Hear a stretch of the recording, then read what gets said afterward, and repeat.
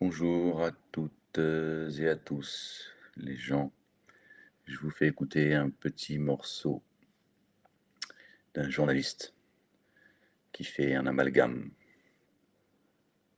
On était en régime policier. Est-ce qu'il faut donc mettre en sourdine toutes ces libertés pour venir à bout du fanatisme? C'est pas évident quand même comme réponse.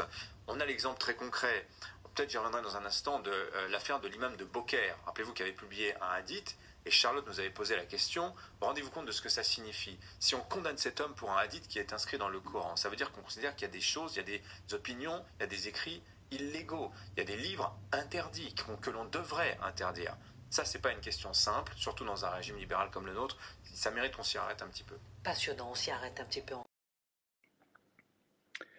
Voilà, ce journaliste, peut-être par ignorance, hein, c'est pas forcément une attaque personnelle de sa part, qui fait un amalgame entre les hadiths et le Coran. Certes, Dieu dit dans le Coran, Seigneur, je cherche protection auprès de toi contre le diable banni. Après, quel autre hadith allez-vous suivre? Dieu parle de hadith, qui veut dire récit, concernant le récit qu'on trouve dans le Coran. D'accord? Et il y a les hadiths, Bukhari, Muslim et plein d'autres. Mais ceux qui sont les plus connus sont Bukhari et Muslim. Et là, il fait un amalgame grossier, en fait. Il est temps, il est temps que les mosquées, que les musulmans, se disant sunnites, se disent sunnites parce qu'ils suivent la sunna de leur prophète, Mohammed, Mahomet, pour ceux qui le connaissent comme, par cette appellation. Il est temps que les mosquées, les savants assument, assument leur idéologie et assument leur hadith, d'accord, qui permettent, et là, une fois encore, je ne parle pas de ce journaliste, je ne connais pas ses intentions, ça le regarde, mais c'est par ces hadiths, d'accord, que des gens mal intentionnés, des haineux, des islamophobes, les ennemis de Dieu, Allah, l'Éternel, le Père, l'Éternel des armées, c'est par les hadiths qui s'en prennent au Coran. Le Coran, toute personne a le droit de le critiquer.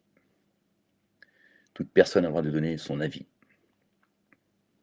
Toute personne a le droit de le remettre en cause.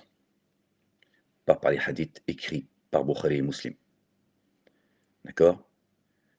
La sunna du prophète, c'est la sunna du prophète. La Torah, l'évangile, le Coran et les psaumes sont des livres incréés. Des livres que Dieu a fait descendre. On y croit, on n'y croit pas, chacun fait ce qu'il veut. D'accord? Mais il y a une différence, une différenciation à faire, nette et claire. Donc les musulmans, vous avez une lourde charge devant Allah, Dieu l'Éternel. Une lourde charge du fait que des gens s'en prennent à la parole par vos hadiths. Ce poison distillé depuis l'Arabie Saoudite depuis des décennies et depuis le Maroc. D'ailleurs, j'ai vu une femme qui nous a donné une information disant que l'Arabie Saoudite dit qu'en 2030, il ne restera que 130 hadiths authentiques. Autant vous dire qu'ils sont en train de vous dire, c'est fini, on va mettre fin à cette escroquerie.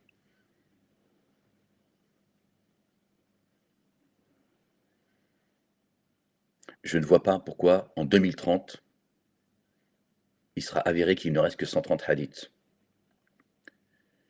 Pourquoi il ne reste pas que 130 hadiths authentiques aujourd'hui? Donc ils y vont avec parcimonie pour ne pas vous choquer. D'accord? Ils préparent vos esprits. Ils sont en train de vous dire c'est fini. La sunna, on le voit aujourd'hui.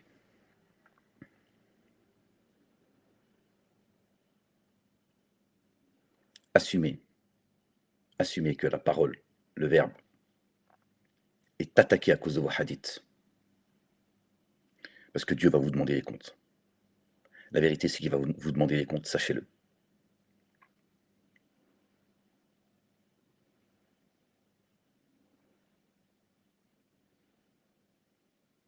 Et ceux qui ont un problème avec le Coran, eh bien, qui viennent avec des arguments. Moi, je suis là pour leur répondre. Qui viennent avec des arguments. Cessez de faire l'amalgame. Et les premiers ennemis de Dieu sont vos mosquées, qui sont un endroit d'embuscade, qui sont les premiers à faire l'amalgame.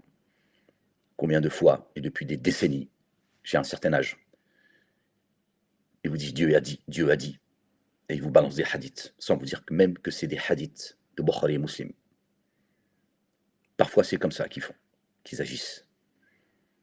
Comment voulez-vous que ceux qui n'ont pas connaissance de ce que contient le Coran ne fassent pas l'amalgame?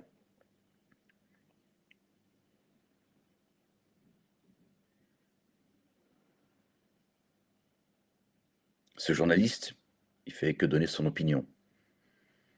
J'ai envie de penser qu'il est sincère et qu'il est... voilà.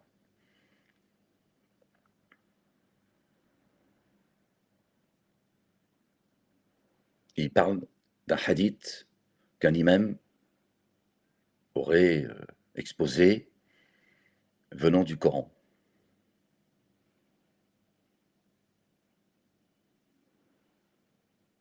Subhanallah al-Azim.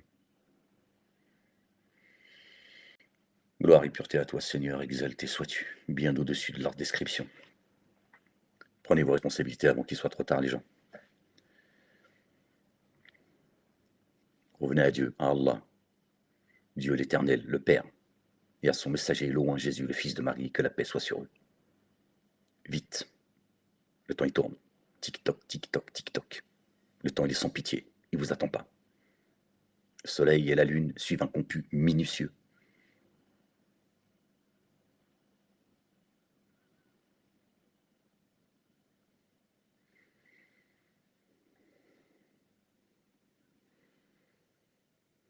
Il en a marre de vos conneries.